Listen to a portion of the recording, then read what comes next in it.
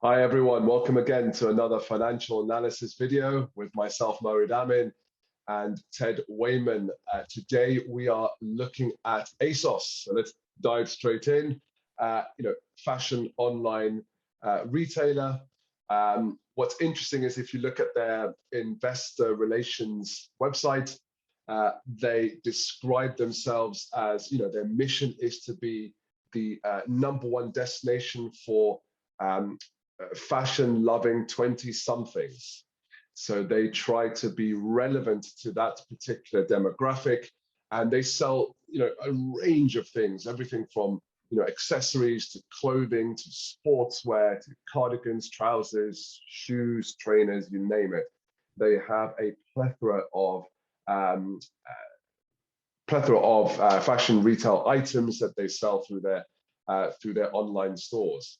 So what's interesting is they recently bought the brands Topshop, Topman, Hit Group, and I think Miss Selfridge, that was it, from a group, well-known in the UK group called Arcadia Group, which went into administration. So they bought their brands to expand their portfolio. And recently they were in the news because they changed their CEO. So a new CEO has come in. And as part of your investment thesis, that's going to be important for you to look at. We're not going to cover that today. We're just going to cover the financial analysis. Now, this particular company was a recommendation to us from one of our viewers, John. So John, this is your video. And this brings us to the point, which is, as always, like, share, subscribe. If you have a company that you would like us to analyze, please leave a note in the comment section. If you subscribe, you will get the notification for when we publish that. Quick note on the share price before we dive into the financials. It floated in 2001, in October of 2001. Since then, it has been on a real roller coaster, ups and downs.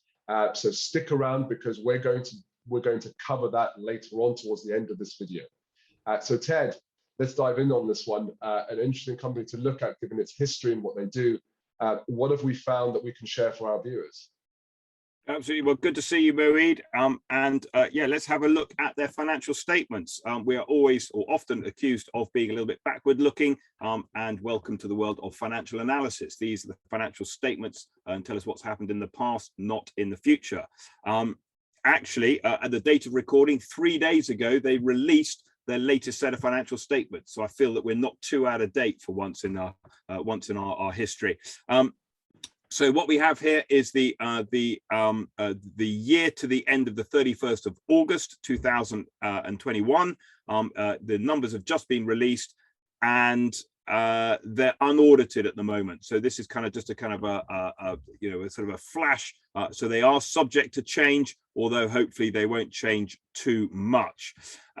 So what we're going to do is we're going to whiz through all of the kind of the spiel, and again, you are welcome to look through this, the kind of the headline levels and kind of updates on the strategy and what's going on, and look at the key metrics till your heart's content. You can do that yourselves, but we are going to look at the financial statements, and here they are. We're going to start with the income statement. So just these are unaudited, as I said, and they're compared to the previous year, which are audited figures. Turnover, so the top line sales is just shy of £4 billion, and that is a 20% growth year on year, so looking pretty good.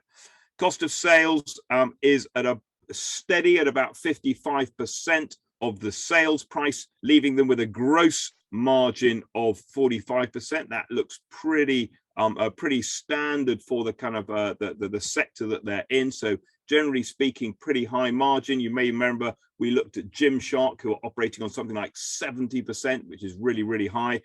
So 45% isn't that bad. And then really for these guys, the big costs are the overheads. So the distribution expenses, because they're online, they're not in the stores, they don't have to pay rent, but they do have to post stuff out and then take the returns in, etc., etc. Giving us the admin expenses. So the operating profit, yes, they are making a profit, but it's only 5%, and it's a 3% bottom line margin. So that's pretty tight, 3%. So, you know, this company's turning over 4 billion and it's only making 128 million pounds a year in profit. So reasonably tight there. In terms of the growth, you know, fantastic growth. You know, you mentioned the stock price, and we'll look at the stock price a little bit later on. You know, these guys, they live in the world of fashion. Fashion is very, very fickle. The kind of the stalwart of the high street Marks and Spencers is still hanging on there. And, you know, they kind of been going up and down and sideways for, you know, well, most of my career, as far as I can think of.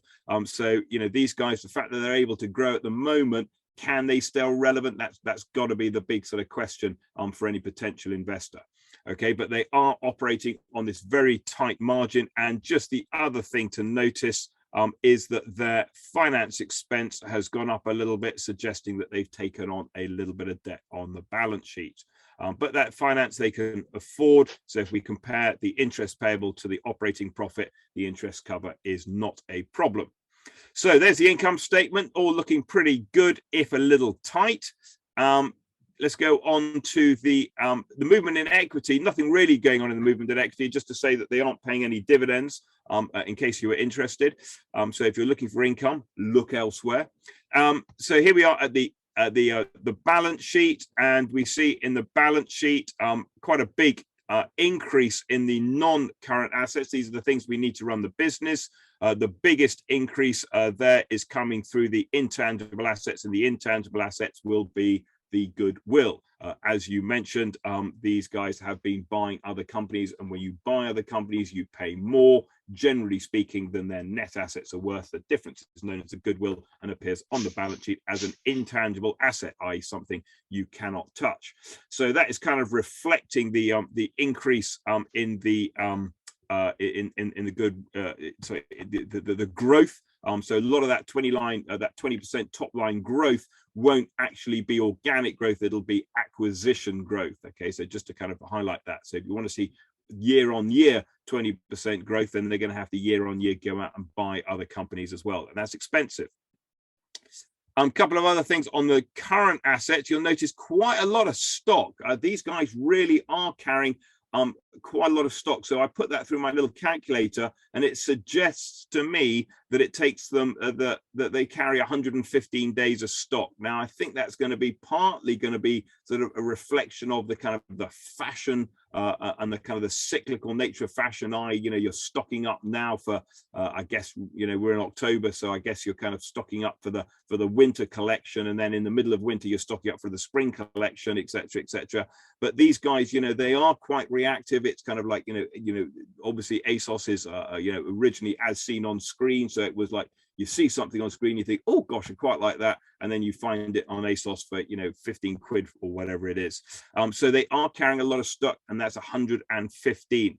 On the other hand, I guess that the trade and other receivables is pretty low, and again, you'd expect that because this is effectively a cash business. You pay your credit card, place your order, and then they'll ship it. None of this shipping, and we'll pay you in a while. And then the final one to notice is that they do have a lot of cash, and their cash has gone up from the previous year. So they do have, you know, a pretty strong balance sheet sitting there. Looking down at the bottom half of the balance sheet on the current liabilities. So the current liabilities is, if you compare that to the current assets, we see that, you know, the liquidity is not really an issue. So there are the current assets, they're the current liabilities. And most of those current liabilities are trade and other payables. Again, quite interesting, quite a big number there, suggesting, again, by my back of an envelope calculation, it takes them 131 days to pay their suppliers. So if you are a supplier to this business, then you can expect that you're going to get paid a little bit further down the line. And they need to do that because they're holding the stock for a long time, and therefore they need to push back on their suppliers. Interesting enough, EU Directive 7/11 suggests that it is illegal to pay anybody after 60 days, but then we're no longer in the European Union, so maybe that doesn't apply to these guys anymore. Anyway, just to say, eyes wide open. If you are a supplier, you be prepared for some pretty hard payment term negotiations.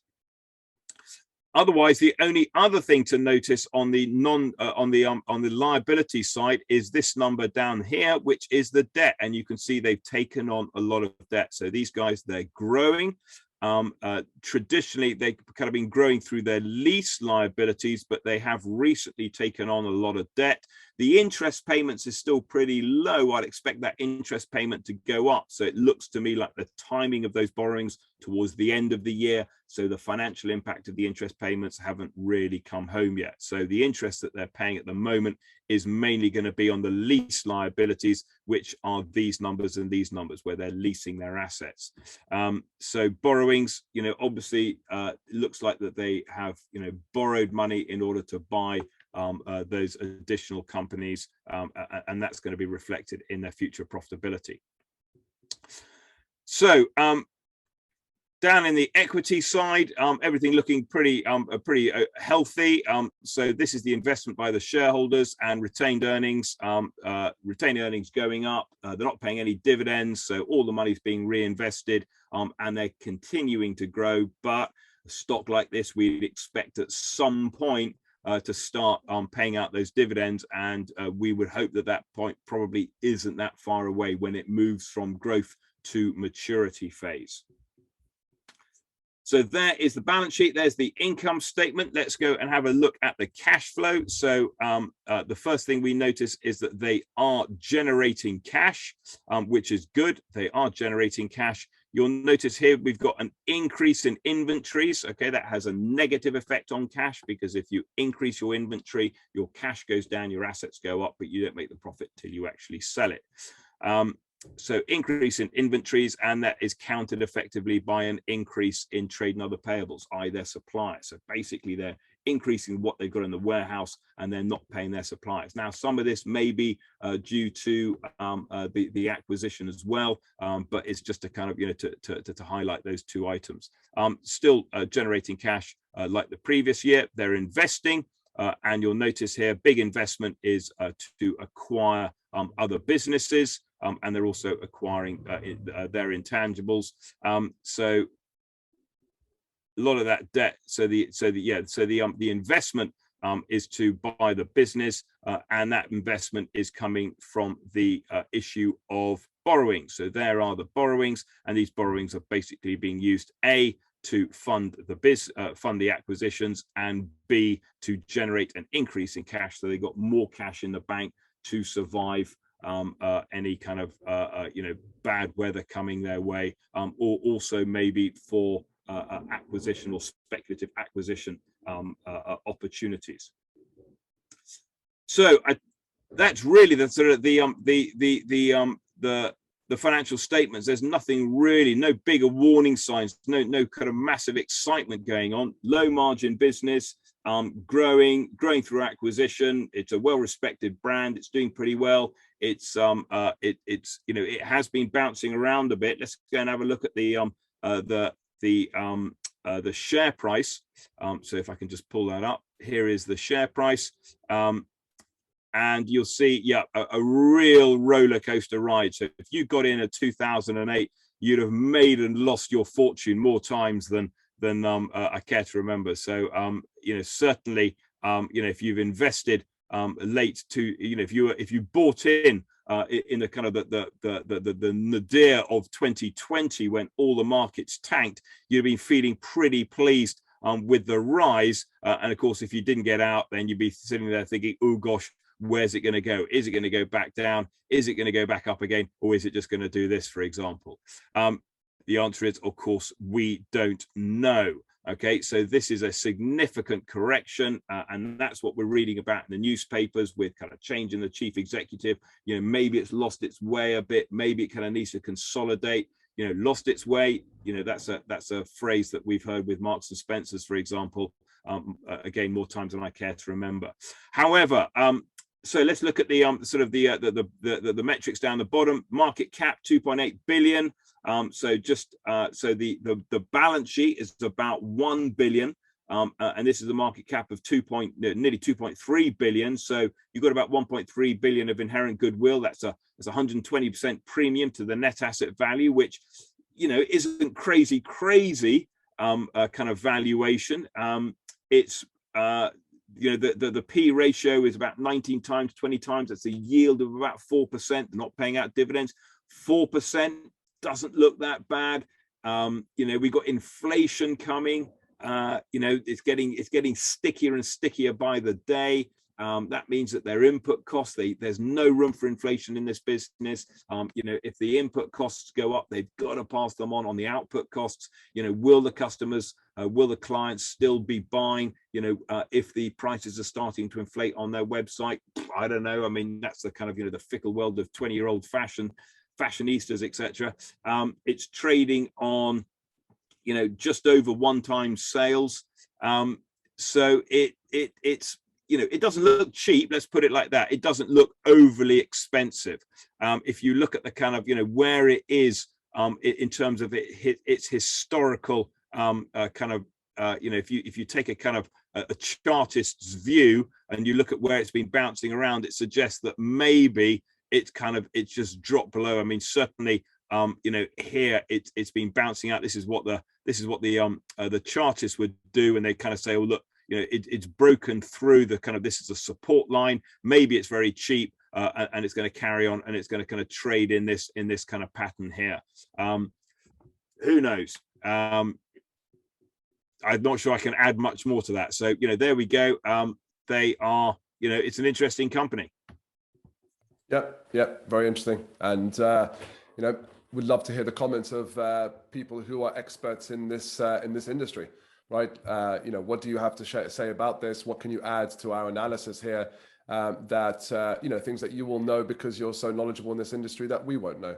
But that's the analysis there, right? So to me, I think the word that sums up there is vanilla, right? It's apart from the stock market movement, which kind of makes me nervous for you know, a company with such low margins. Is it worth it? But those are my opinions.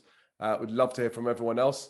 And you know, if someone wants us to look into Marks and Spencer, then leave a note in the comment section, and we can add that to our list. But for now, you know, that's all there is from me. This was a good analysis, Ted, and I'm sure our viewers find it interesting. Like, share, subscribe as always, and see you on the next video. Great to see you, Moeed. Catch you later.